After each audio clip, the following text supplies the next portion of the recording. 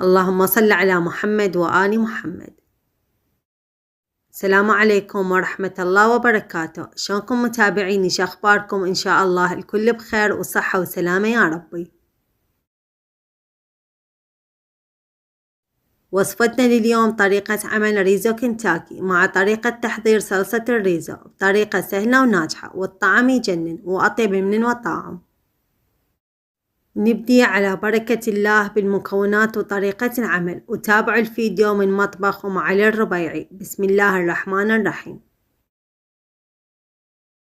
لتحضير نقع صدور الدجاج نحتاج كوب من الطحين، 3 ملاعق كبيرة نشا محلبي،